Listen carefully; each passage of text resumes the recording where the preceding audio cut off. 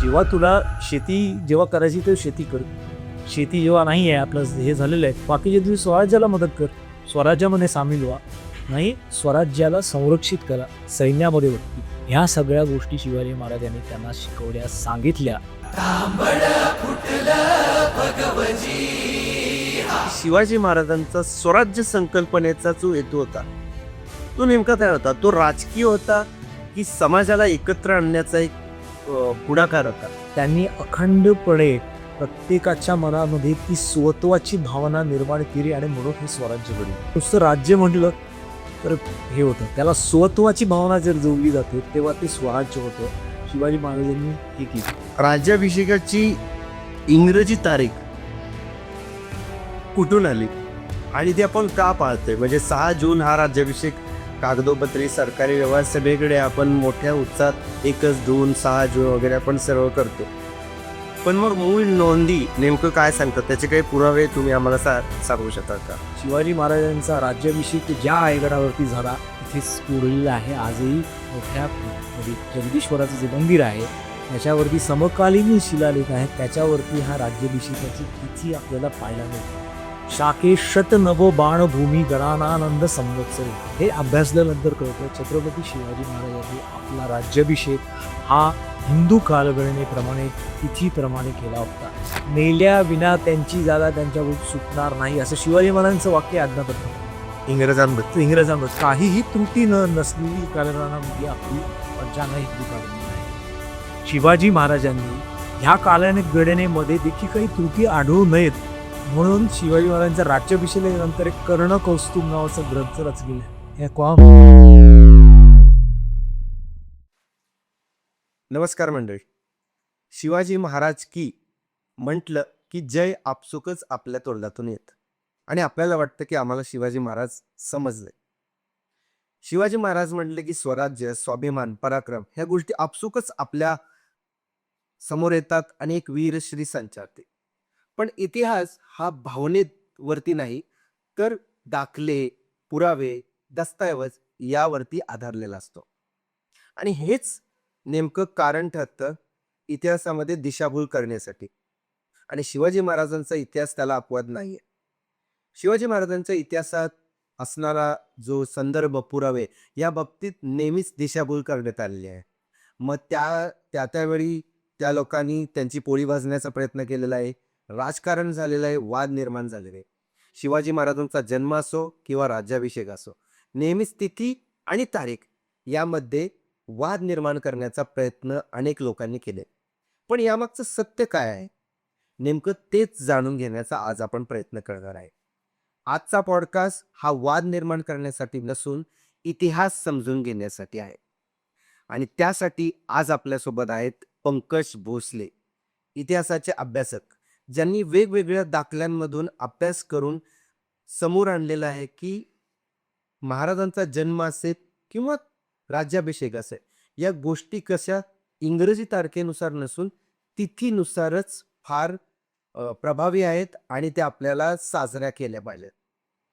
मुद्द्याचं बोला आजचा हा पॉडकास्ट आपण शिवविचारांचा जागर करण्यासाठी करणार आहोत.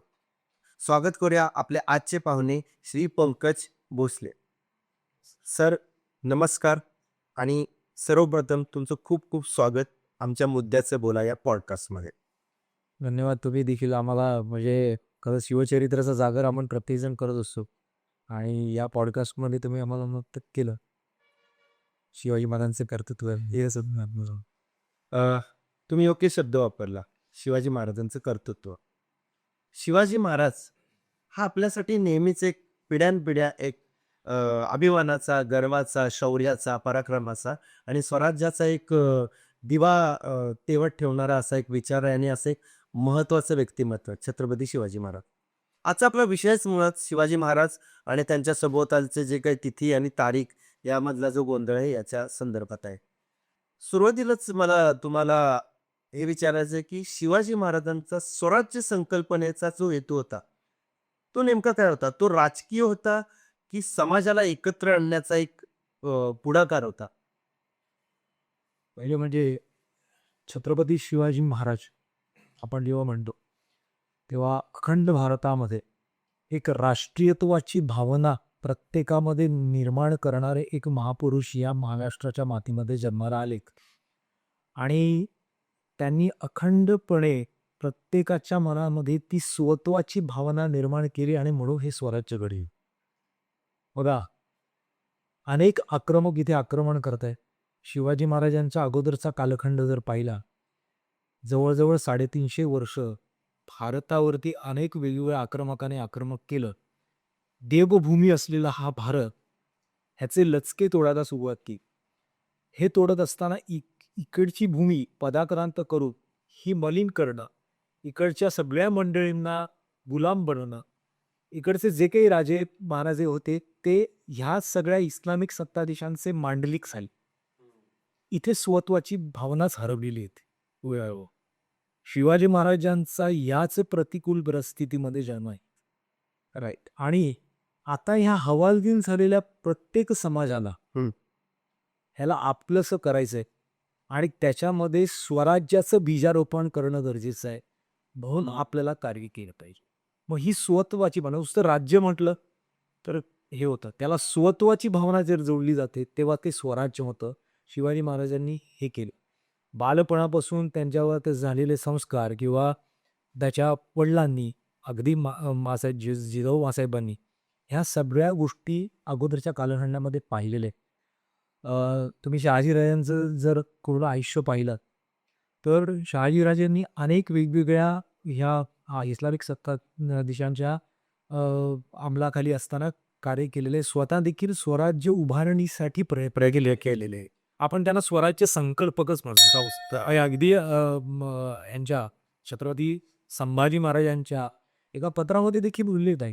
हिंदेव धर्म जीर्णोद्धारक द्रुतमती, म्हणजे हिंदू धर्माचा जीर्णोद्धारच केलाय त्यांनी सुरुवातीचे पायाभरणीच्या. खरं.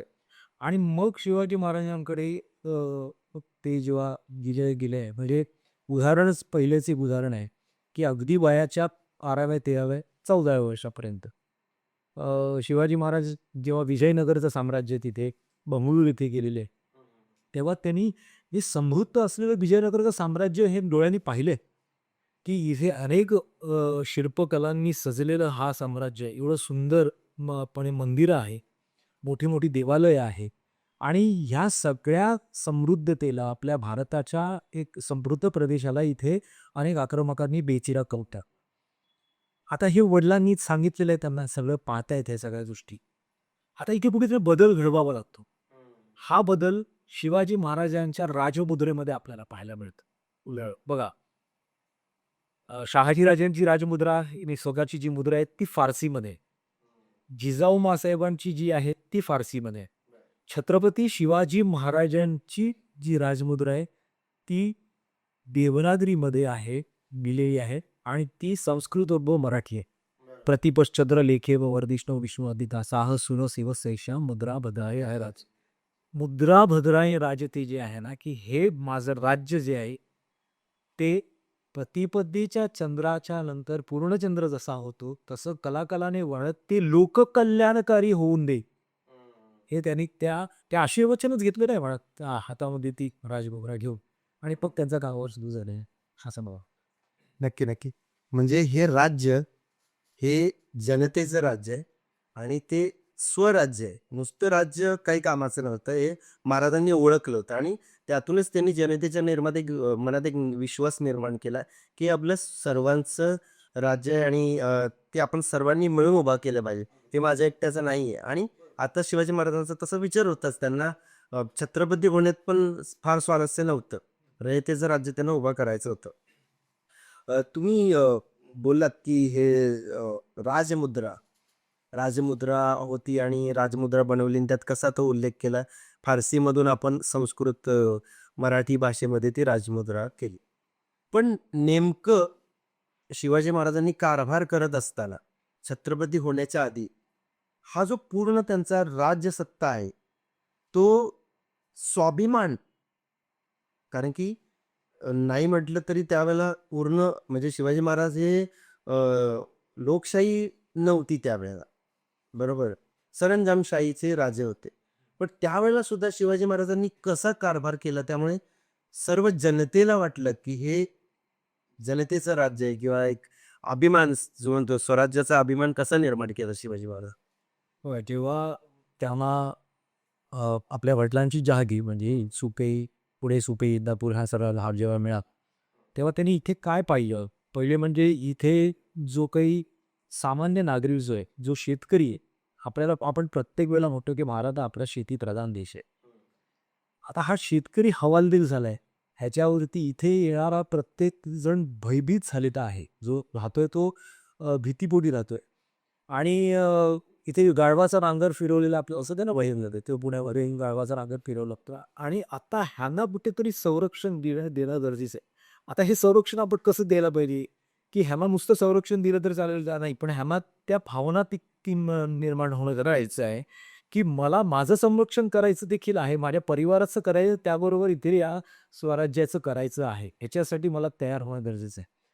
आता कुठलाही उपाशीपोटी माणूस काही करू शकत नाही. मग ह्याला शेतकऱ्याला आधी गावगाडा जो आहे, जो सर्वात प्रामुख्याने अख्खं आपलं स्वराज्य टिकवू शकेल, हा गावगाडा पूर्ववत चालण्यासाठी आपल्याला शेतकरी जगवला पाहिजे. मग शेतकरी केव्हा जगेल, की त्याला ज्या काही मूलभूत साधनं पाहिजेत, आपण ती पुरवली पाहिजे. शिवाजी महाराजांनी या शेतकऱ्याला जगवण्यासाठी, शेतकऱ्याला आपलंसं करण्यासाठी, त्याला प्रेरित करण्यासाठी सोन्याचा फाळ लावून लागवड केली, आपल्याला सगळ्यांना माहीत आहे.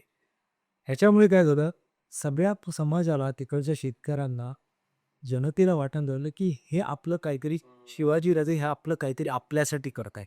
हे माझी भावना जी आहे ना, ही जेव्हा निर्माण झाली आणि त्याचबरोबर संरक्षण देखील आहे. कारण मी तुमच्या संरक्षणासाठी मी इथं उभा आहे. मी न्याय निवाड्यासाठी देखील उभा आहे आणि तुम्हाला तुमच्या केसालाही धक्का लागणार नाही ह्याची खबरदारी मी घेतो. तुम्ही शेतीला लागा. आपलं स्वराज्य वृद्धिंगत करण्यासाठी आपण सगळ्यांनी मिळून हे करू.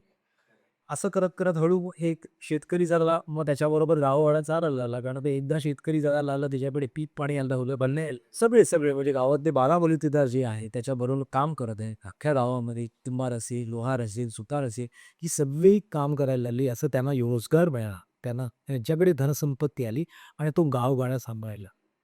आता हा जेव्हा सांभाळतो, तेव्हा अर्थातच स्वराज्य बळकट होतं. आता खरी गरज आहे ना, स्वराज्य बळकट झालंय. आता ते संरक्षित करायचंय. आता संरक्षित करायचं गरज तूच करणार आहेस. जेव्हा तुला शेती जेव्हा करायची तेव्हा शेती कर. शेती जेव्हा नाही आहे, आपलं हे झालेलं आहे, बाकीच्या दिवशी स्वराज्याला मदत कर. स्वराज्यामध्ये सामील व्हा आणि स्वराज्याला संरक्षित करा. सैन्यामध्ये भरती व्हा. ह्या सगळ्या गोष्टी शिवाजी महाराजांनी त्यांना शिकवल्या, सांगितल्या. म्हणजे अगदी काही पत्रांमध्ये, अगदी त्याच्या संदर्भ साधनामध्ये आहे, की शिवाजी महाराजांनी काय पाहिलं, की जर कोणाकडे जमीन नाही आहे, त्यांना जमीन देऊया. जर कोणाकडे बैल जोडी नाही आहे, बैल जोडी देऊया. नांगरणी नाही, नांगरण्याचा अवजार देऊया. अगदी शेतसारा जो आहे, तो सोडाव्या प्रमाणावरती त्यांना सवलत देऊया. जेणेकरून तो आधी उभा राहून दे. त्याच्यानंतर आपण त्याच्याकडे कर वसुली करणारच आहोत, कर देणारच आहोत, लागणारच आहे कर आणि तो लावलेला देखील आहे. शिवाजी महाराजांच्या कालखंडामध्ये कोणीही कर चुकवलेला नाही. ही जी भावना आहे, ही महत्वाची आहे. हा महत्वाचे आहे. तर त्यामुळे शिवाजी महाराजांचं स्वराज्य जे वाढत गेलं आणि आणि ते भावना लोकांना आपापसारी म्हणतो ना, ती प्रतिपद ते चंद्र जो आहे तो वाढत गेला, मोठा होत गेला आणि खरेच ती हे प्लॅनिंग मध्ये महाराज ग्रेट होतच. म्हणजे ज्या महाराष्ट्रामध्ये 350 वर्ष जनतेने वेगवेगळ्या आक्रमण सहन करून त्यांची एक मानसिकता झाली होती की राजा कसा असतो त्याला काहीच देणं घेणं नसतं. तळागाळात काय चाललेलं आहे, शेवटचा माणूस काय, त्याची प्रजा आहे, त्याची सेना येते आणि प्रजेलाच लुटून जसं राज्य चालवतं. इतकं साधं सोपं 350 वर्षाचा तो काळाकुट्टा अंधार आणि त्या अंधारात महाराजांनी तुम्ही सांगितलं तशी एक मशाल लावली, आशेचा किरण लावला आणि म्हणून स्वराज्याची भावना निर्माण झाली आणि ती तेवत ठेवली. ती आता आहे की नाही ते जरा संशोधनाचा विषय आहे. कारण जसं तुम्ही म्हटला की कर चुकवला नाही. ही भावना फार महत्वाची आहे, की शिवाजी महाराजांच्या काळात कुणीही कर चुकवला नाही. फारच उत्तम सर तुम्ही सांगितलं. सर या स्वराज्याच्या कार्यासोबतच महाराजांनी एक महत्त्वाचं काम केलं म्हणजे मराठी भाषेच्या संवर्धनाचं. मराठी भाषेचा जेव्हा जेव्हा इतिहास काढला जातो त्यावेळेला तो कालखंड शिवाजी महाराजांचा खूप आदराने आणि खूप महत्त्वाचा म्हणून इतिहास अभ्यासक, भाषा अभ्यासक घेतातच. त्या शतकामध्ये 17व्या शतकात खूप काम झालं मराठीवरती. तर मराठीचं बाण ते दृढ करण्यासाठी महाराजांनी नेमके काय प्रयत्न केले? शिवाजी महाराजांनी आपलं कारभार जेव्हा सुरू केला, वयाचं 50 वर्ष त्यांचं आयुष्य 1630 ते 1680 या 50 वर्षाच्या कालखंडामध्ये आपण पहिली 15 वर्ष ठीक आहे त्यांच्या स्वराज्य जडणघडणीमध्ये त्यांनी सुरुवात केली.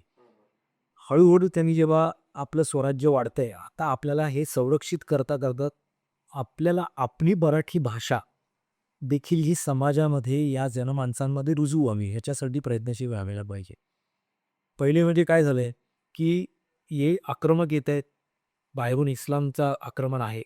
त्यांच्याबरोबर त्यांची संस्कृती आली, त्यांची भाषा देखील इथे आली आली. बरोबर आहे. पारसी बघा आता हे आज आपण मराठीला अभिजात दर्जा आहे आणि ते सगळं आपण म्हणतोय.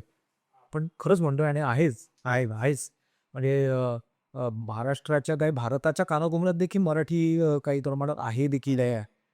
तर हे जे पसरवण्याचं काम आहे खरं सांगायचं तर, ते शिवकाळात जास्ती प्रमाणात दिसतं. का दिसतं? की ज्या कालखंडामध्ये अनेक फारसी शब्दाचा प्रभाव आपल्या मराठी भाषेवर होत होता.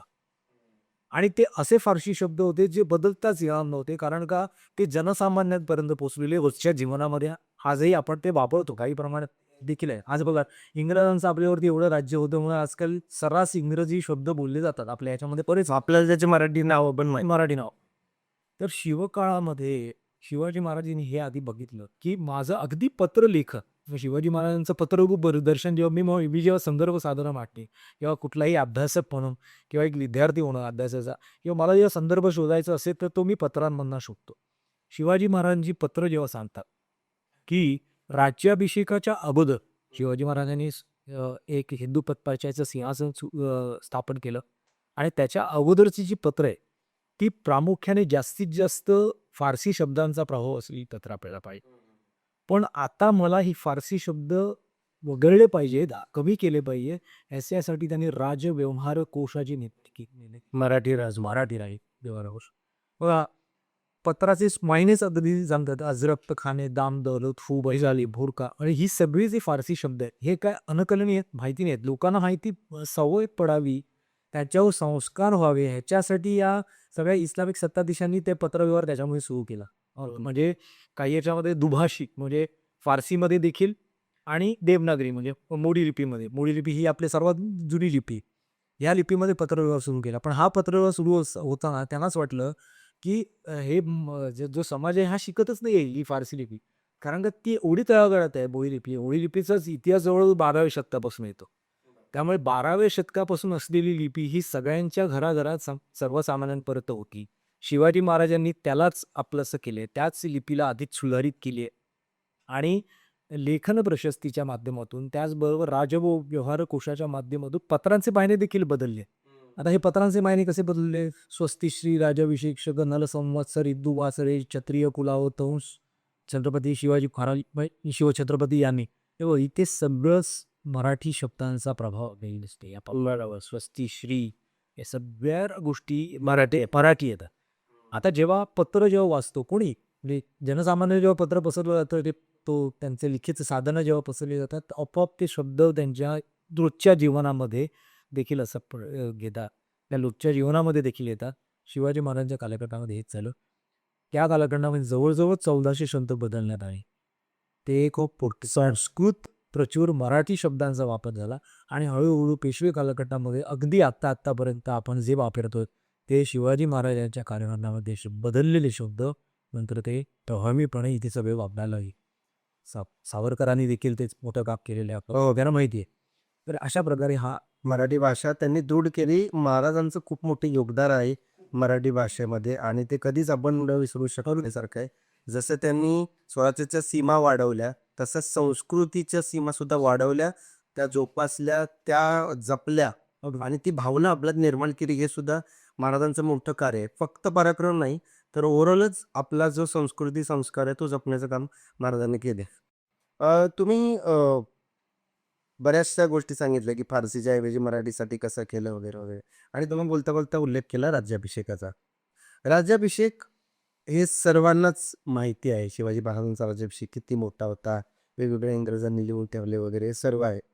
पण राज्याभिषेक म्हटलं किंवा त्याही आधी शिवाजी महाराजांचा जन्म म्हटलं, की काही प्रश्न नेहमीच उपस्थित राहतात.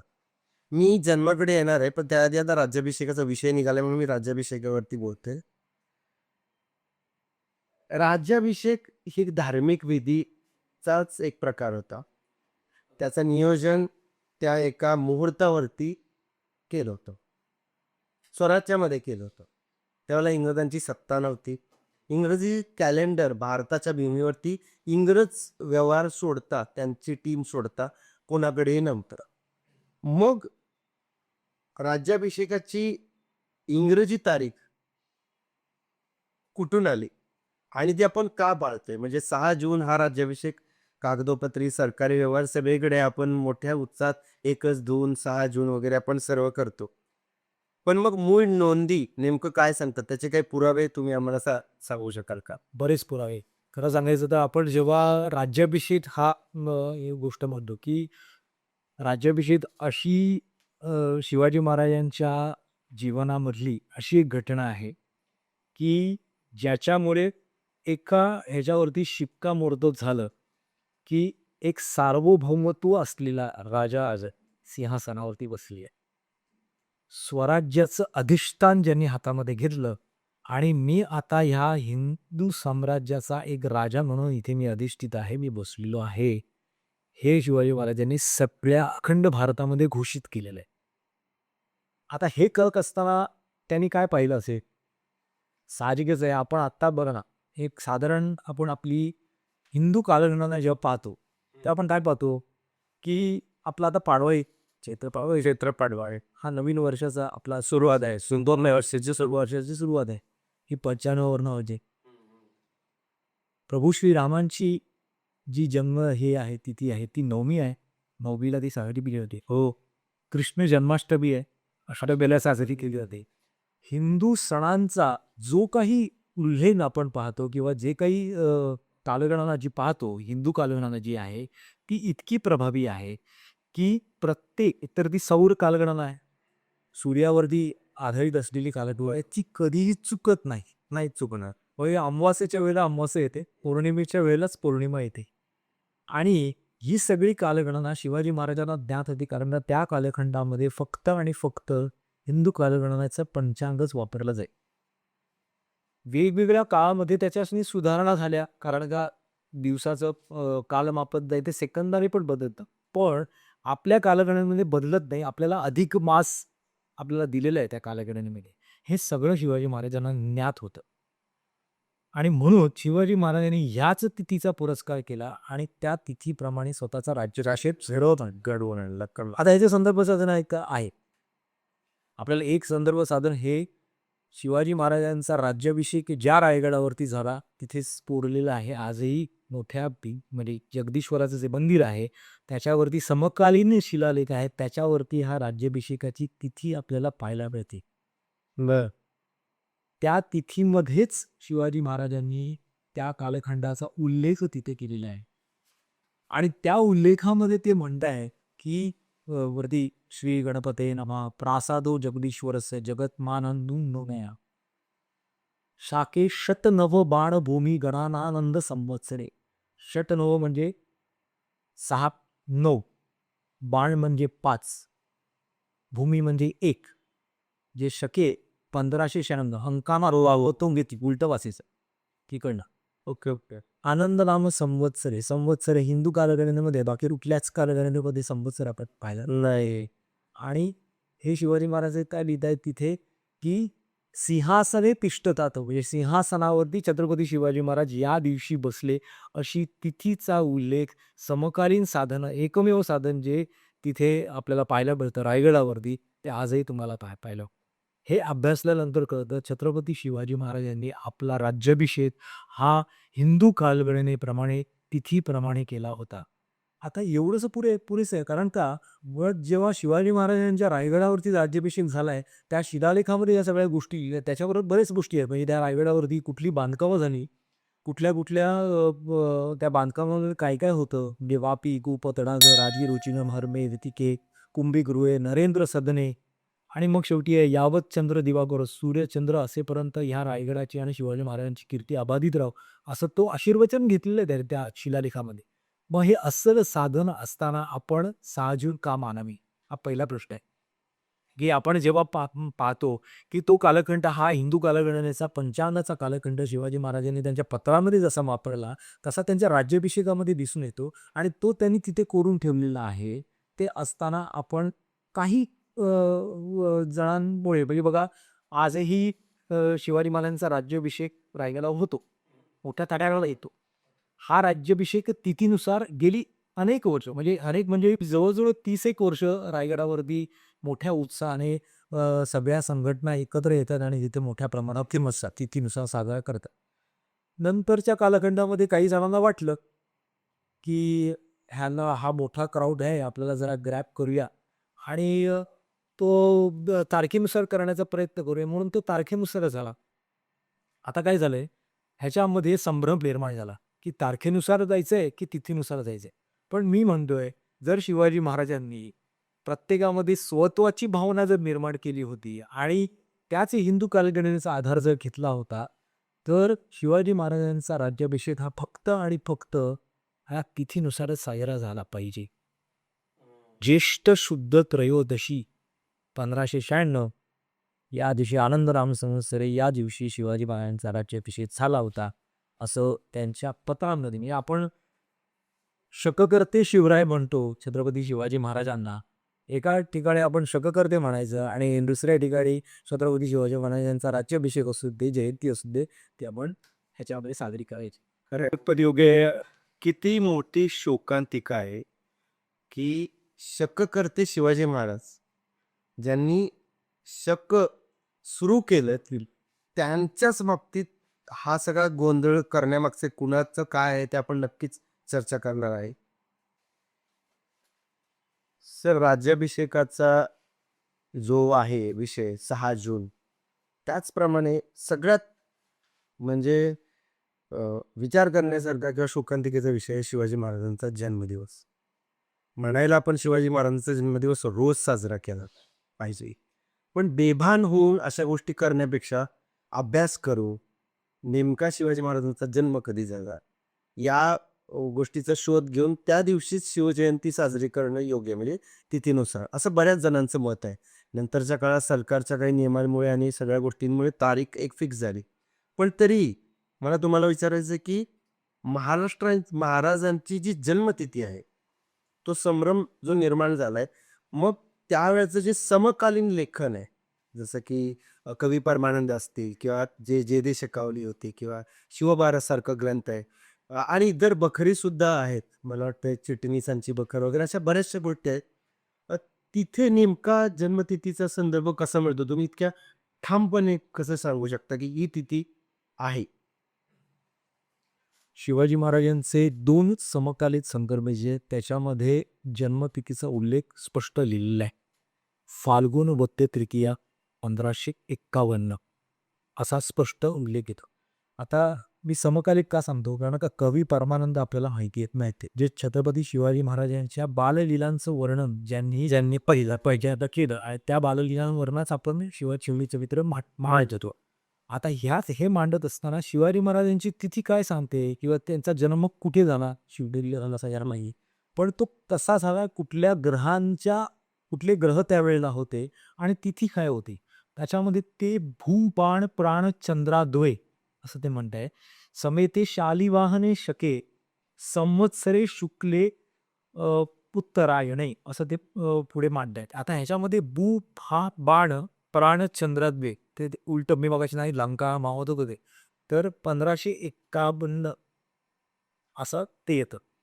त्याचबरोबर त्याच्यामध्ये शक आलेला आहे. आता ह्याच्यामध्ये शक असणं 1551 हा शक असणं आनंद नाम माफ करा, ह्याच्यामध्ये ते शक असणं आणि त्याच्यानंतर फाल्गुन वद्य तृतीया हे त्याच्यामध्ये लेखलेलं आहे.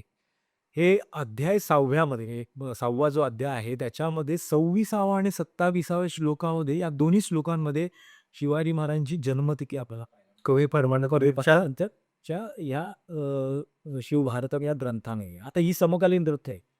आणि ह्याच्यामध्ये कोणीही आपण त्याला टाळू शकत नाही. एकतर जे छेडछाड करू शकत नाही. संस्कृतमधला ग्रंथ जो त्याच्या समकालीनतेच्या जवळ जातो. अगदी परमानंद हे औरंगजेबच्या जवळ जेव्हा हे होते, शिवाजी महाराज त्यांच्या कैदी होते औरंगजेबच्या वेळी, तेव्हा परमानंद देखील तिथे होते त्यांच्याबरोबर. हे सगळे संदर्भ आहेत. त्यामुळे ते समकालीन आहे. आता हा समकालीन एक झाला. त्याचबरोबर शिवाजी महाराजांच्याच कार्यकर्तृत्वावर मध्ये त्यांच्याच खांद्याला खांदे लावून अनेक युद्धे लढलेले आहेत. त्याच्यामध्ये एक सर्वात महत्त्वाचं घराणं म्हणजे जेदे घराणं. हो, जेद. आता हे कान्होजी जेदे आपल्याला माहिती आहे, सह्याद्री येथे पाहिजे.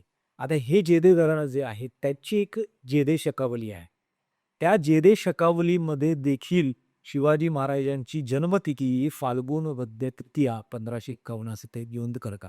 आता हे अत्यंत महत्त्वाचे 2 समकालीन संदर्भ साधनं आहेत, जे शिवाजी महाराजांची तिथी सांगितली जाते.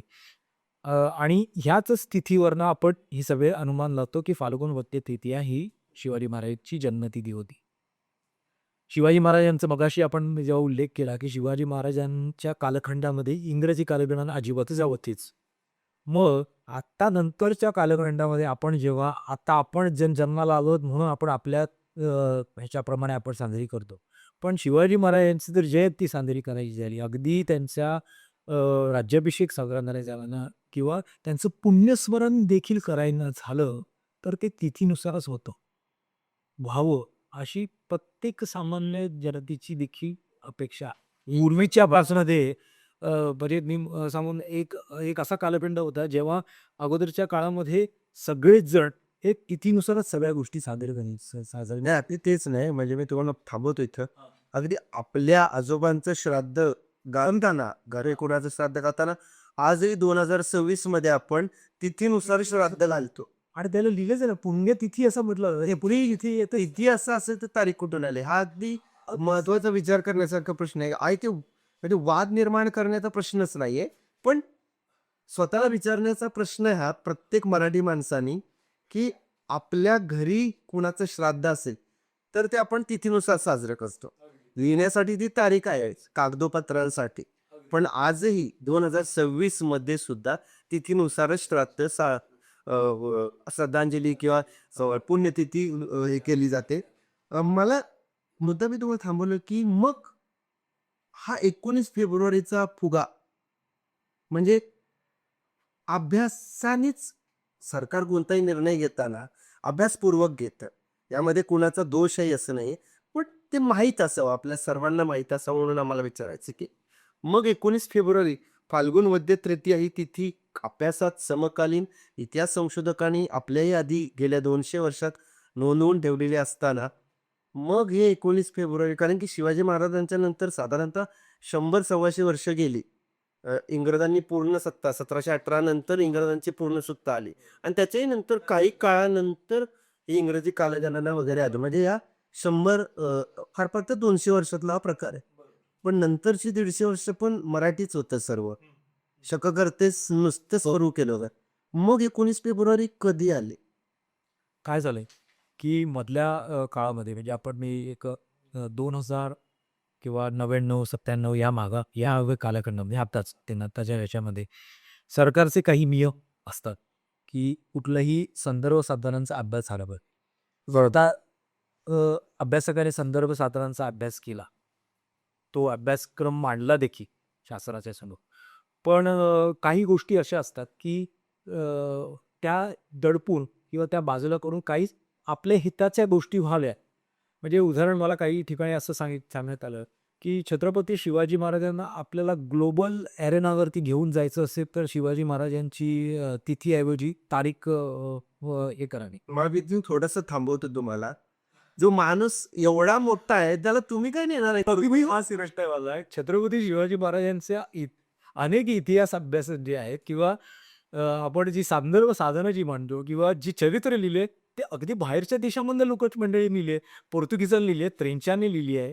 परदेशामधल्या अनेक वर्तमानपत्रांमध्ये शिवाजी महाराजांचं नाव आहे. तर आपण त्यांना काय बसवणार या ग्लोबल एरेनावर? सूर्याला काजवा दाखवल्याचं अगदी ह्या गोष्टींवरती माझा कधी आक्षेप होतो आणि मग मी सांगतो मग शिवाजी महाराजांनी आपल्याला जे शिकवलं ते आपण कधीतरी विस्मृतीत गेल्यासारखं वाटतं. काहीतरी कुठंतरी कट झाला आहे, कारस्थान झालं असेल, त्याच्यामुळे हे झालं. त्याची तारणमीमांसा करणं गरजेचं आहे. पण मी हे सांगतो, की शिवाजी महाराजांनी इंग्रजांबरोबर काय केलेलं आहे हे आपल्याला सगळ्यांना माहिती आहे. माहिती आहे. पहाडगडचे तर माहीत करू पगावर त्या विशाळगडाच्या वेळेला ज्यांच्या राजावरच राजापूरची वखार तोफा टाकल्या मी राजापूरची वखार खळून कळे. हेनरी औसुंडे रायगडावरती आल्यानंतर त्यांनी काही कलमं दिली शिवाजी महाराजांना आणि त्या कलमांमध्ये त्यांनी आपलं नाणं इथे चालावं याच्यासाठी प्रयत्न केला. शिवाजी महाराजांनी साफ नकार दिला, माझं स्वतःचं स्वराज्याचं चलन इथे चालणार आहे आणि मी तुम्हाला जर व्यापार करायचा आहे, व्यवहार करायचा आहे, माझ्या चलनाने करावं लागेल. त्याच्यामध्ये आज्ञापत्रामध्ये त्यांचं एक वाक्य येतं. ते म्हणताय की हे वलंदेज किंवा इंग्रज जे आहेत, भले वरकड सावकार नव्हेत, ह्यांची आमदारस्ती आदिगिरी ठेवावी, ह्यांना समुद्रावरती त्या बंदरावरती येऊन जाऊनच त्यांना हे तयार करावी, कायमस्वरूपी त्यांना जागा देऊ नये, मेल्या विना त्यांची जागा त्यांच्यावर सुटणार नाही, असं शिवाजी महाराजांचं वाक्य आहे आज्ञापत्र. इंग्रजांबरोबर म्हणजे शिवाजी महाराजांना इथे आपण आपल्या माहिती आहे 150 वर्ष इंग्रजांनी राहिले. शिवाजी महाराज तेव्हाच त्यांना माहिती होतं हे इंग्रज किती धूर्त आहेत आणि ते काय करू शकतात, म्हणून त्यांना बंदरावरतीच फक्त ठेवलेलं आहे. एक कुठला तरी पोर्तुगीज आंधळ म्हणून एक मुंबईची बेट देऊ टाकतो या इंग्रजांना, ईस्ट इंडिया कंपनीला, आणि ते नंतर शिवाजी महाराजांवरती तोफा टाकत असतील किंवा काहीतरी कारस्थान करत असतील, संगनमताने मुघलांना या सिद्धीला मदत करत असतील. शिवाजी महाराजांनी अंकुश ठेवलाय त्याच्यावर. पोर्तुगीजांवरती सिंधुदुर्ग किल्ला आपल्याला माहिती आहे. या सिद्धीवरती अंकुश ठेवण्यासाठी त्यांनी खांदेरी किल्ला पद्मदुर्ग बांधलेला आहे. त्याचबरोबर ह्या इंग्रजांवर अंकुश ठेवायचा असेल तर मला खांदेरी किल्ला देखील बांधावा लागेल. शिवाजी महाराज तो मांजूर काढताय. म्हणजे ह्या प्रत्येक परकीय सत्ता ज्या आहेत, ज्या मोठ्या बलाढ्य आहेत, म्हणजे ज्या समुद्री सीमा उल्लंघून आपल्या प्रदेशावरती येतील, आपल्या स्वराज्यावर आक्रमण करतील, शिवाजी महाराजांनी यांना बरोबर त्या समुद्र सीमा संरक्षित करून आरमाराचं एक मोठी साखळी निर्माण केली आणि तो स्वराज्य रक्षण केलं हे याच्यावर कळलं. मग आपण का करावं? किती दुर्दैवाची गोष्ट आहे. म्हणजे ज्या इंग्रजांना शिवाजी महाराजांनी पायाच्या पायतानाजवळ उभा केलं नाही, त्या इंग्रजी तर आपण डोक्यात घेतलीच आहे, आपल्या रक्तात भिनवून घेतली. आत्ताच मराठी गौरव भाषा दिन झाला, पण तो नुसता नावालाच आपण साजरा करतोय. आणि त्याच इंग्रजांच्या कालगणनेनुसार आपण महाराजांचं स्मरण करतोय. ही किती लाजिरवाणी गोष्ट आहे. घडलं काही असेल, सरकारी कामकाजासाठी आपण करू, पण तिथी माहीत नसणं ही फार दुर्दैवाची गोष्ट आहे. त्यामुळे फाल्गुन वद्य तृतीया ही शिवजन्मतिथी आहे. निदान एवढं तरी लोकांनी लक्षात ठेवावं आणि पुढच्या पिढ्यांना सांगावं.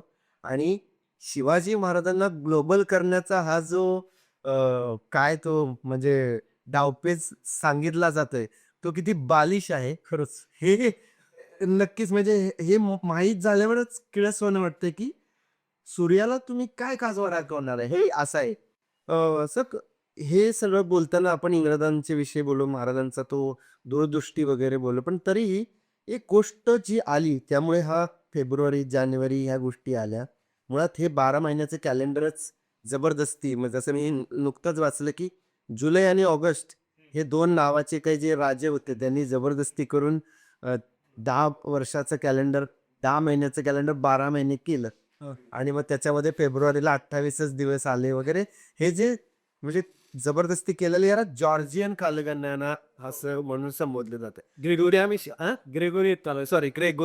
तर ग्रेगोरियन कालगणना आणि हिंदू पंचांग यामध्ये नेमकं काय फरक आहे हे जरा सांगा. म्हणजे हायलाईट होत की का तिथी महत्वाचे. आपल्याला सगळ्याला माहिती आहे 365 दिवस असतात. म्हणजे आपल्या जर सूर्याची जर कालमापन पद्धती, सूर्य हा आपल्या ह्याच्यामध्ये फिरतो, आपल्या ब्रह्मांडामध्ये ह्याच्यामध्ये फिरतो, तर ते 365 दिवस 5 तास 48 मिनिटं आणि 45.37 सेकंद असं त्याचं पूर्णपणे फिरण्याची ची गती आहे. हा त्याचा मार्ग आहे. म्हणजे हे आता आधुनिक मापनानुसार आधुनिक बांबू हे ठरलेलं आहे सर्व सामान्याला तास मिनिट सेकंद. आता ह्याच्यामुळे काय आहे की मग हे सगळं जेव्हा कॅल्क्युलेशन होतं, जेव्हा प्रमाण मांडलं गेलं, तेव्हा ते 365 दिवसाचा.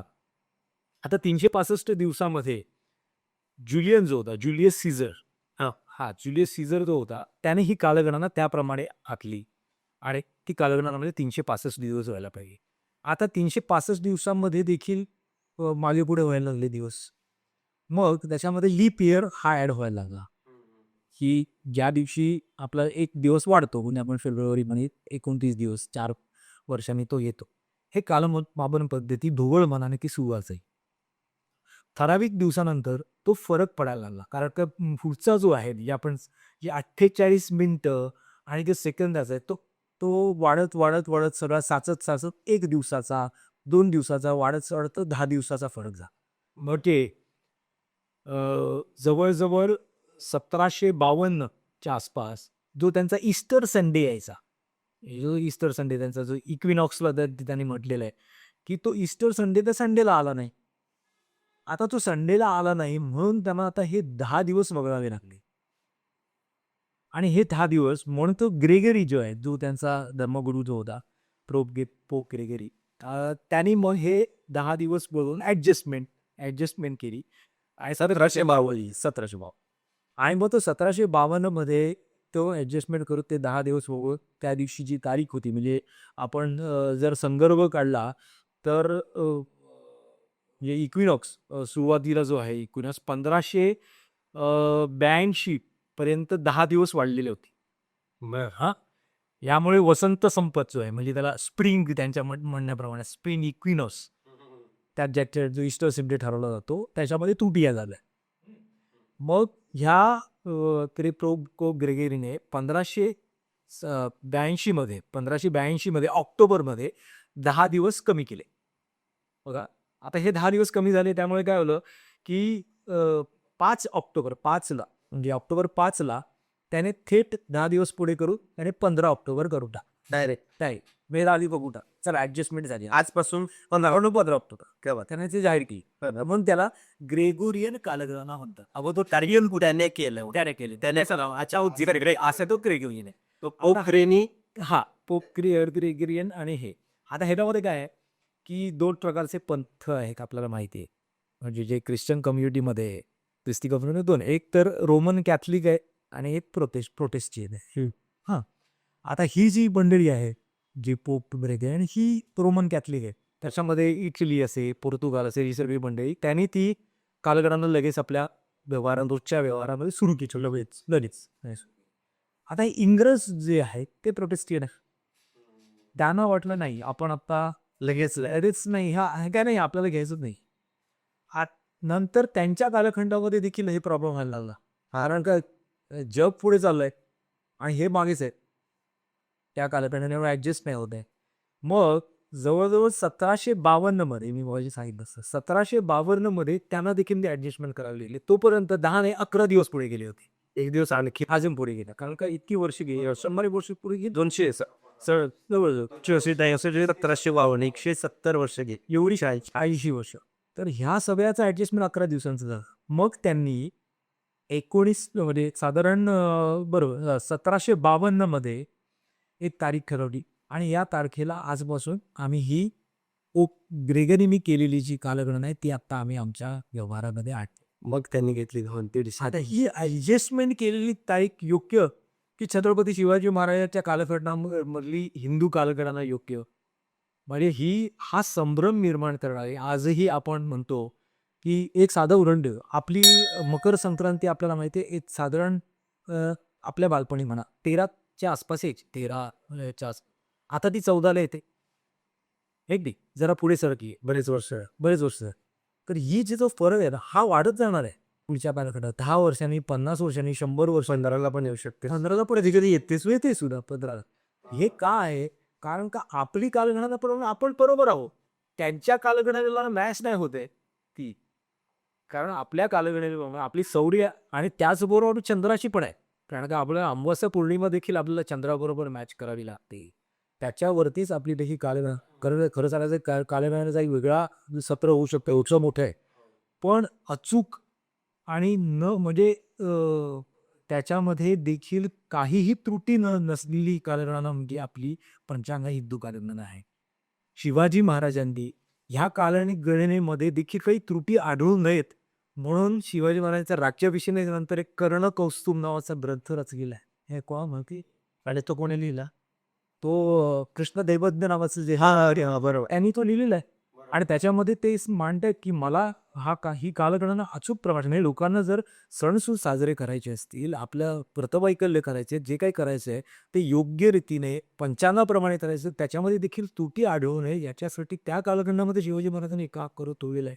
म्हणजे त्यांना पंचांग किती महत्वाचं होतं, ही हिंदू कालगणना किती महत्वाची होती याच्यावरनं कळतं. नक्की.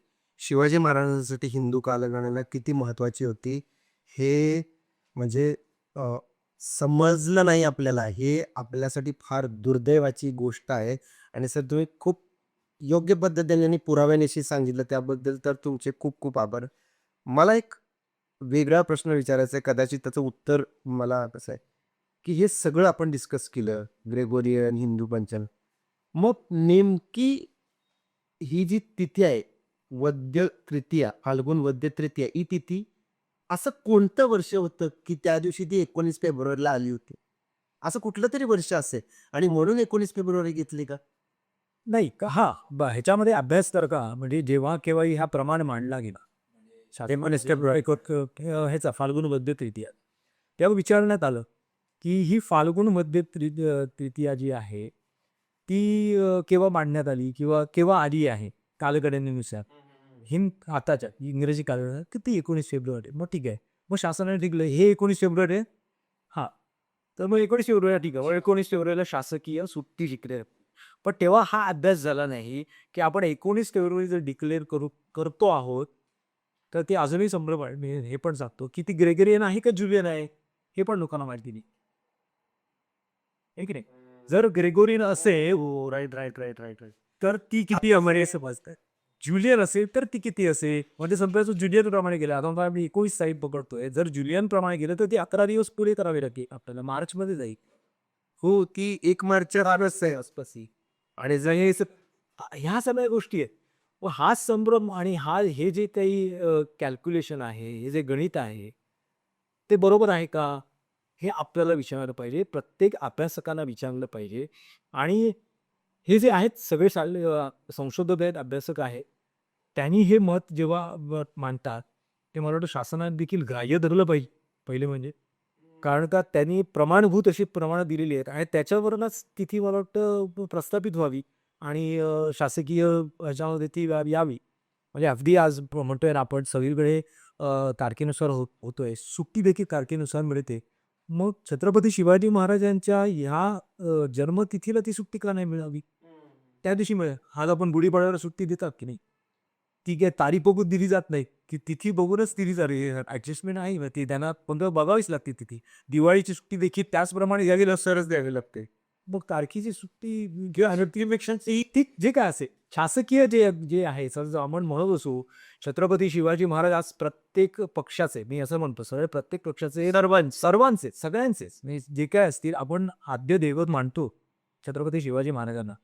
तर मग त्यांच्याच कालखंडामधली तिथी ही मला वाटतं सगळीकडे वापरण्यात यावी. नक्कीच. म्हणजे 1600 शतक इंग्रजी कॅलेंडरनुसार पकडून मग आपण मागोवा घेत त्या दिवशी 19 फेब्रुवारी तारीख आली इंग्रजांच्या कालगणनेनुसार, जे की इंग्रजांची कालगणना तेव्हा भारतामध्ये नव्हती. आणि मग आपण असं म्हणलं की म्हणजे तारीख त्या वर्षात इंग्रजी कॅलेंडरनुसार बरोबर होती. बरोबर. पण हिंदू कालगणनेनुसार तेव्हा इंग्रजी कॅलेंडर नव्हतं. ती होती फाल्गुन वद्य तृतीया ही जन्मतिथी आहे. म्हणजे हा खरंच विचार करण्यासारखा विषय आहे. आणि मला वाटतंय की याच्यामध्ये स्कोप आहे खरंच. ह्याच्यामध्ये डिबेट करायला स्कोप आहे किंवा ह्याच्यामध्ये पुन्हा एकदा पुरावे सादर करायला स्कोप आहे. जेणेकरून हजारो वर्षानंतर हो. जेव्हा जग बदलत असेल, सत्तांतर होतील, आक्रमण होतील, जे काय होते, आणि रायगडावरती लिहिलेल्या शिलालेखाप्रमाणे की जोपर्यंत चंद्र सूर्य आहे तोपर्यंत शिवाजी महाराजांची कीर्ती राहील आणि ती नक्कीच राहील. एवढा मोठा पराक्रम आहेच महाराजांचा. तर त्यावेळेला ह्या कागदपत्रांमुळे संभ्रम व्हायला नको. अगदी, अगदी. म्हणजे इथंपर्यंत जावं नको की अरे 1600 दिवस होतं की 1500 दिवस होतं का 1551 होतं की 1559 होतं. म्हणजे हा संभ्रम निर्माण व्हायला नको, ही आपल्या सर्वांची जबाबदारी आहे असंच मला वाटतं. आणि खरंय सर की हे सगळं करत असताना संशोधकांचा तर अभ्यास आहेच, पण कुणाच्याही दबावाला बळी न पडता. म्हणजे हा खरंच महत्त्वाचा विषय. अगोदरच शिवाजी महाराज म्हटले, की बऱ्याच जणांच्या छातीत कळ येते. त्याला वेगवेगळी लेबलं लावली जातात. धर्माचं लेबल लावलं जातं, सहिष्णुतेचं लेबल लावलं जातं. अ, प्रत्येकजण आपापल्या पद्धतीनं दुर्दैवाने शिवाजी महाराजांचा वापर करताय. म्हणजे अगदी डिस्क्लेमर लावून त्यांच्यावरती चित्रपट निघणं किंवा जबाबदारी न घेणं आणि पुढच्या पिढीला दिशाभूल करणं, हे फार होते. आणि सर धन्यवाद, तुम्ही आज ते आम्हाला अभ्यासपूर्वक सांगितलं आणि आमचे तरी डोळे उघडले. आशा करूयात की आमच्या प्रेक्षकांचे सुद्धा डोळे उघडतील, तुम्ही जे आम्हाला माहिती दिलेली आहे. आणि नक्कीच तुम्ही म्हटलं तसं या विषयावरती आपण पुन्हा एकदा भेटूया आणि पुन्हा एकदा विस्तृतपणे तिथी, कालगणना याच्यावरती आपण नक्कीच विचार करूया. आणि खूप खूप धन्यवाद सर, तुम्ही आज आमच्या इथे आलात, आमच्या या पॉडकास्टवरती हा विषय मांडला. त्याबद्दल तुमचे मनापासून धन्यवाद. मंडळी, आजची चर्चा इथेच संपते. पण हा विषय कधीच न संपण्यासारखा आहे असं वाटतंय. तुम्हाला हा पॉडकास्टमधून काय शिकायला मिळालं हे तुम्हीच ठरवा आणि कमेंटमध्ये सांगा. शिवाजी महाराजांचा जन्मोत्सव हा आपल्यासाठी भाग्याचा दिवस आहे, अभिमानाचा दिवस आहे. तो रोज आपण साजरा करूया, पण अभ्यासपूर्वक साजरा करूया, भावनिक न होता विचारपूर्वक साजरा करूया, एवढंच या पॉडकास्टमध्ये सांगायचं आहे. या पॉडकास्टच्याद्वारे कोणताही वाद नवीन निर्माण करण्याचा हेतू नाहीये, पण पुरावे आहेत, त्याचा अभ्यास करून निदान आपल्याला ते माहीत असावे, एवढीच जनजागृती करण्याचा हा उद्देश आहे. तुम्हाला हा पॉडकास्ट कसा वाटला ते जरूर कळवा. जास्तीत जास्त लोकांपर्यंत ही माहिती शेअर करा, जेणेकरून ही माहिती सर्व मराठी जनतेला, भारत भूमीच्या सर्व जनतेला कळेल. हीच तुम्हाला विनंती. पुन्हा भेटू नव्या विषयासह. तोपर्यंत खूप खूप धन्यवाद.